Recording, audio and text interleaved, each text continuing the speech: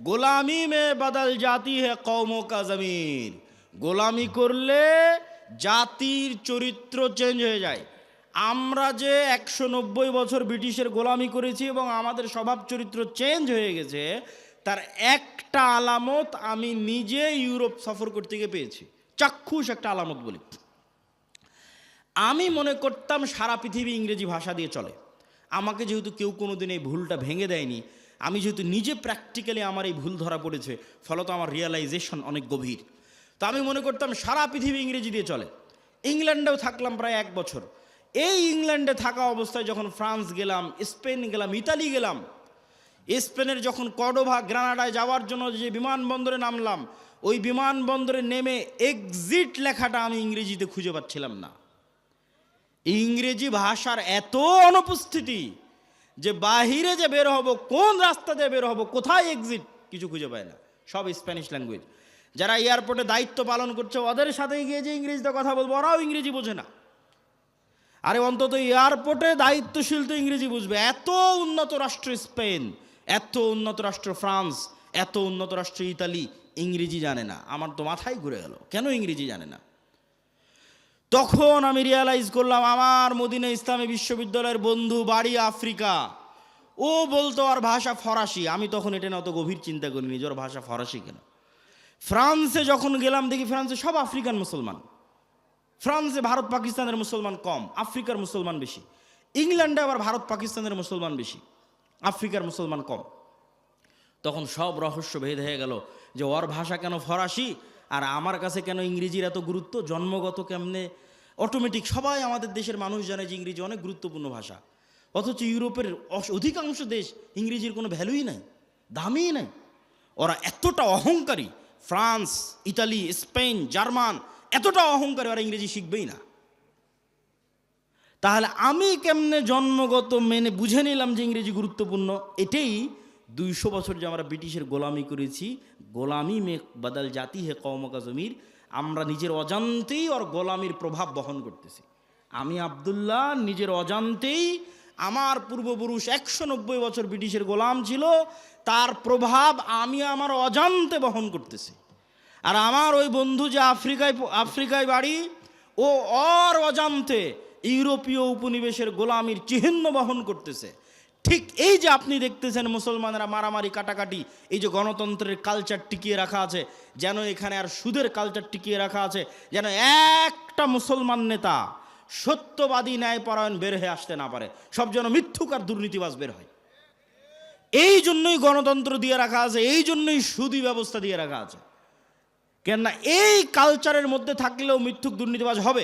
আর 190 বছর ব্রিটিশের গোলামিতে ওটাই শিখেছে। কেননা গোলাম তো একটা রুটির জন্য মারামারি করে, গোলাম একটা রুটির জন্য আরেকজনকে হত্যা করে দিতে পারে।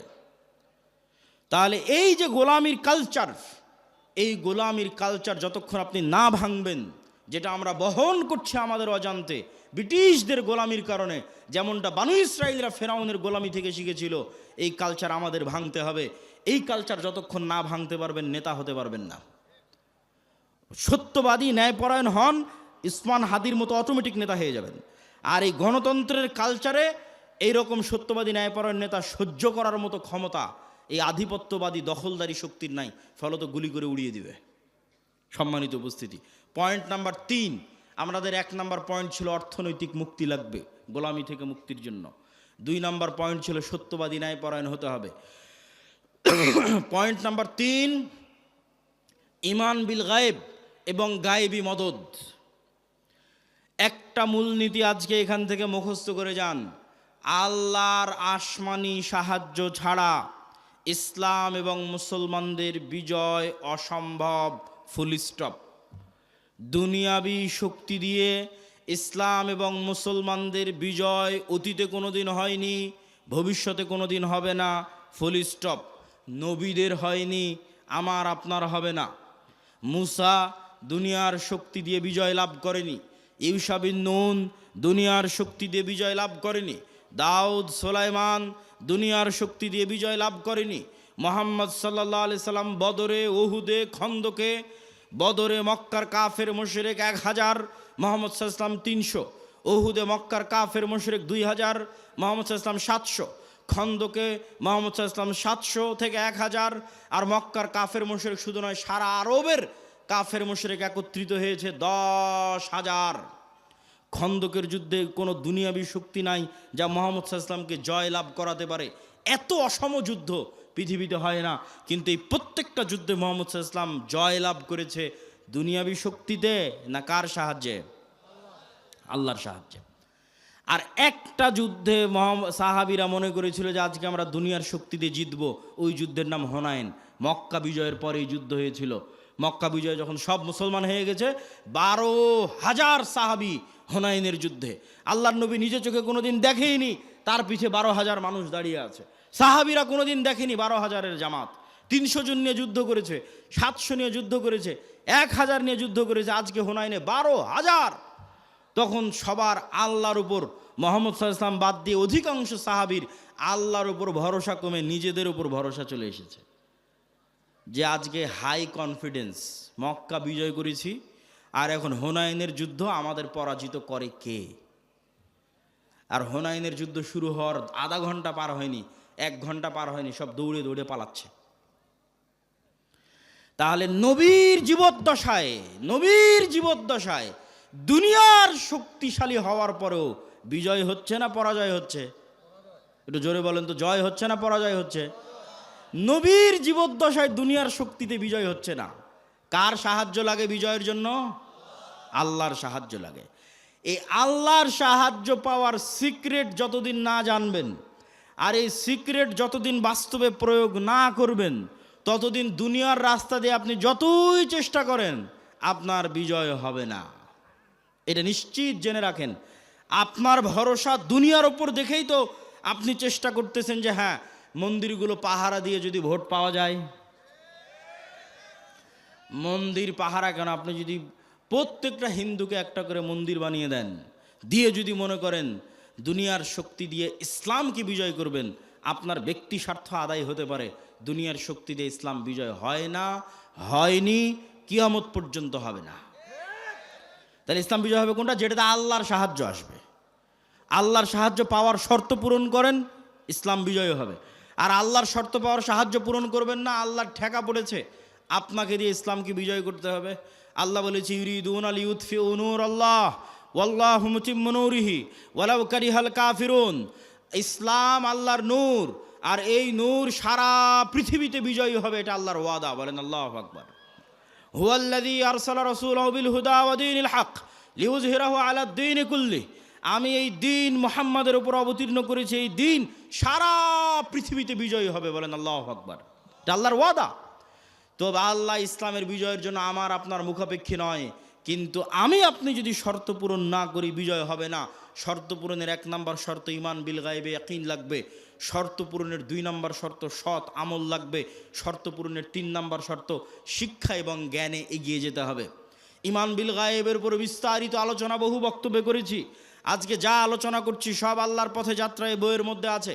ঈমান বিল গায়বের বিস্তারিত আলোচনা হয়ে আল্লাহর পথে যাত্রা বইয়ের মধ্যে আছে। প্রত্যেক মসজিদে, প্রত্যেক স্কুল, কলেজ, ইউনিভার্সিটিতে এই বইয়ের উপর পাঠচক্র হওয়া উচিত। 2 পৃষ্ঠা করে, 1 পৃষ্ঠা করে প্রত্যেক মসজিদে প্রতি সপ্তাহে অন্তত একদিন সবাই মিলে 2 পৃষ্ঠা পড়ে বোঝার চেষ্টা করবেন কি বলা আছে এই বইয়ের মধ্যে। এই বই থেকে আমাদের আল্লাহর পথে যাত্রা তথা আল্লাহর সাথে সম্পর্ক, ঈমান বিল গায়বের যাত্রাটা শুরু হবে।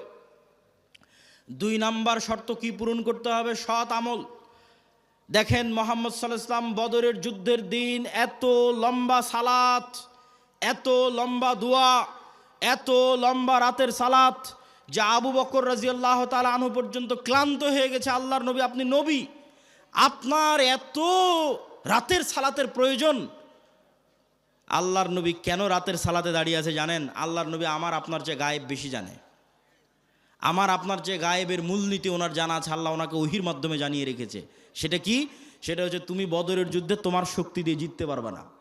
মুহাম্মদ, তোমার শক্তি দিয়ে বদরে বিজয় হবে না। বদরে বিজয় হবে কার সাহায্যে? আল্লাহর সাহায্যে। আর আল্লাহর সাহায্য পাওয়ার সিক্রেট হচ্ছে রাতের সালাত। তুমি আল্লাহর সাহায্য পেতে চাও, যত বড় নবী হও রাতের সালাতে দাঁড়াতে হবে।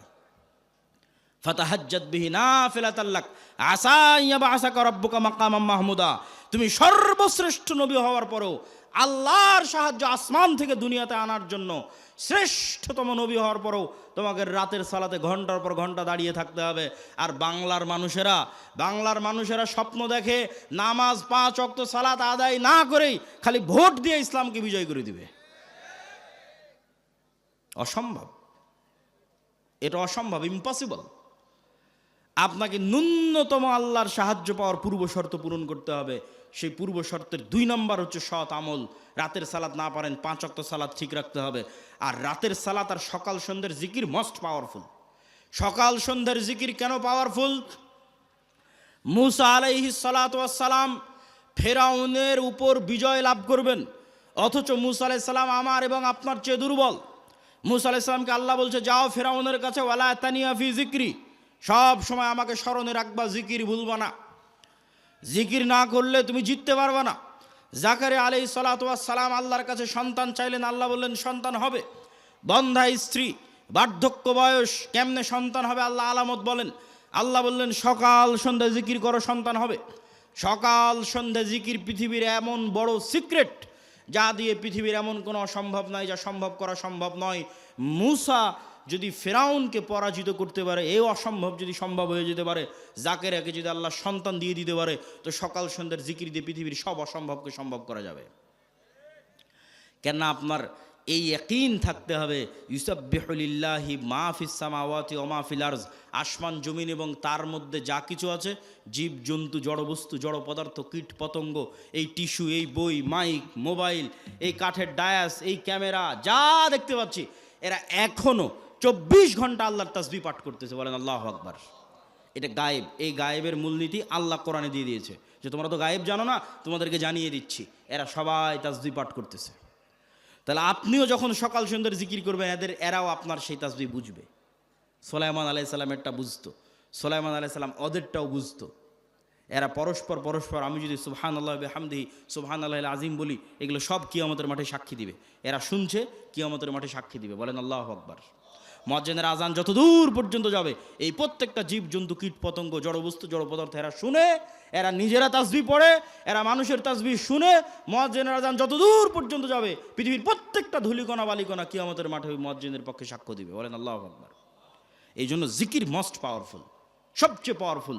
আল্লাহ আসমান জমিন সৃষ্টি করেছেন আওয়াজ দিয়ে, আল্লাহ আসমান জমিন ধ্বংস করবেন আওয়াজ দিয়ে। পৃথিবীর প্রত্যেক জীবজন্তু, জড়বস্তু, জড়পদার্থ সবসময় আওয়াজ বের করতেছে, আল্লাহর তাসবিহ পাঠে আওয়াজ বের করতেছে।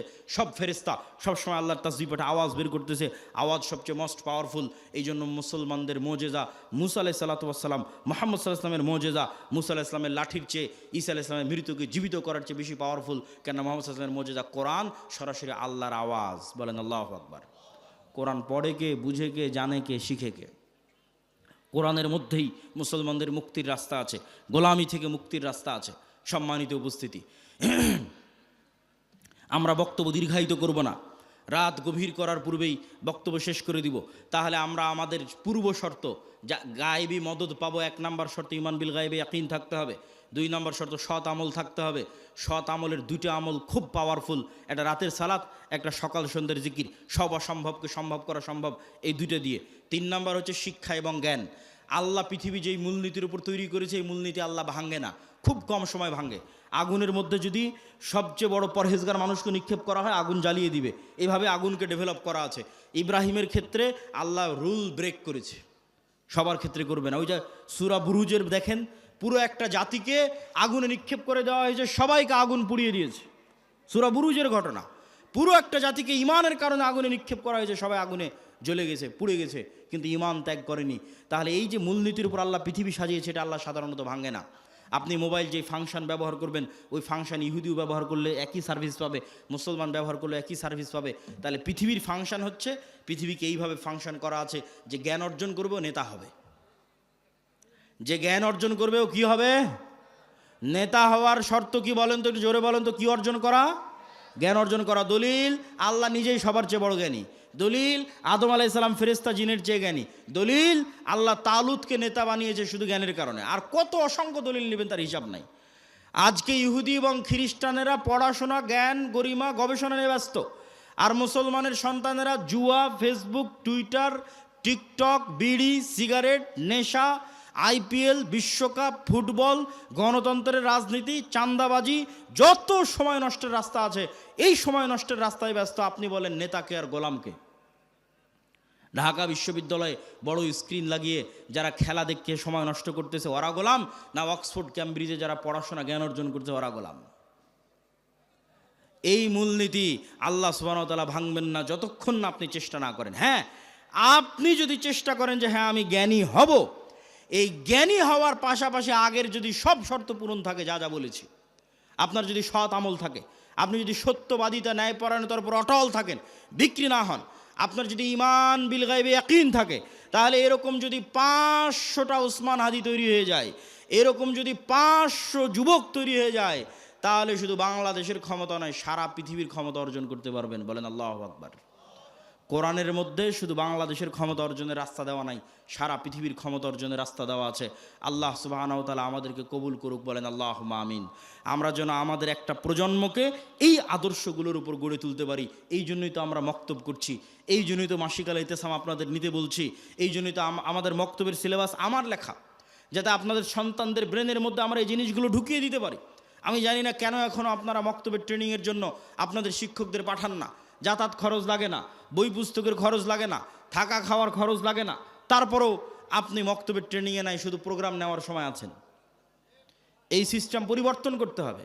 মক্তবি মূল, শতভাগ মুসলমানের সন্তানকে কোরআন ও দ্বীন শিখাতে হবে। কোথায় শিখাবো? জামিয়া সালাফিয়ায়? সম্ভব নয়। জামিয়া সালাফিয়া বা মাদ্রাসায় সারা বাংলাদেশের 2% ছেলে মেয়ে পড়ে। শতভাগ মুসলমানের সন্তানকে কোরআন ও দ্বীন শিখাতে চাইলে মসজিদেই যেতে হবে, মক্তবে যেতে হবে। এই জন্য আমি কড়া করে বলেছি যে মসজিদের এসি বিক্রি করে তোমরা মক্তব চালাও। এই জন্য বলেছি ওই কমিটিকে পদত্যাগ করাও যে মসজিদে মক্তব চালাতে পারে না, আর টাইলস খুলে নিয়ে গিয়ে মক্তবে শিক্ষকের বেতন দাও। তুমি বুঝো না শিক্ষার গুরুত্ব, জ্ঞানের গুরুত্ব? ইহুদি খ্রিস্টানদের থেকে দেখে শিখতে পারো না? শুধু দুনিয়াবি সাজ সজ্জা চাক চিক্ক দিয়ে নেতৃত্ব হয় না, জ্ঞান ছাড়া নেতা হওয়ার কোনো রাস্তা নাই। এই জন্য মক্তব পরিচালনা করতে হবে, শিক্ষকদের ট্রেনিং দিতে হবে, মাসিক আল ইতিসাম প্রতি মাসে নিতে হবে। এত ব্যস্ততার মধ্যে প্রতি মাসে 3টে লেখা থাকে মাসিক আল ইতিসামে, আমার নিজের সম্পাদকীয় থাকে, মিন্নাতুল বাড়ি থাকে, স্বাভাবিক একটা প্রবন্ধ থাকে। আপনাদের আজকের একদিনের নাস্তার চাইতেও 1 মাসের একটা মাসিক আল ইতিসামের দাম কম। ওই মাসিক আল ইতিসাম যদি আপনি না নেন, না পড়েন, তাহলে আপনার কাছে আমি মেসেজটা পৌঁছাবো কীভাবে? এই একদিনের তো এটা অস্থায়ী সম্পর্ক। এই জন্য মাসিক আল ইতিসাম, মক্তব, জামিয়া সালাফিয়ার সাথে শিক্ষা প্রতিষ্ঠানগুলোকে মুআদালা করা, এবং আমাদের যে কর্জে হাসানা প্রজেক্ট আমরা চালু করেছি মুসলিম বাইতুল মাল, সুদের বিরুদ্ধে যুদ্ধ করার জন্য, মুসলিম সন্তানদেরকে অর্থনৈতিকভাবে সুদ মুক্ত রাখার জন্য আমাদের এই মুসলিম বাইতুল মালের কর্জে হাসানা প্রজেক্টে আমরা ইতিমধ্যেই 30-এর অধিক মানুষকে কর্জ দিয়েছি। প্রায় 15 থেকে 20 লক্ষ টাকার কাছাকাছি আমাদের কর্জ দেওয়া আছে। এটা ধীরে ধীরে আরও বাড়তেছে। যদি রিটার্ন, মানুষ যদি ধোকা না দেয়, এই প্রজেক্ট থেকে যদি মানুষ রিটার্ন দেয় বিনা সুদে 90%-এরও বেশি, তাহলে ইনশাল্লাহ একদিন এই প্রজেক্ট বাংলাদেশে বিপ্লব নিয়ে আসবে। বলেন আল্লাহ কবুল করুক, আল্লাহুম্মা আমিন। একদিন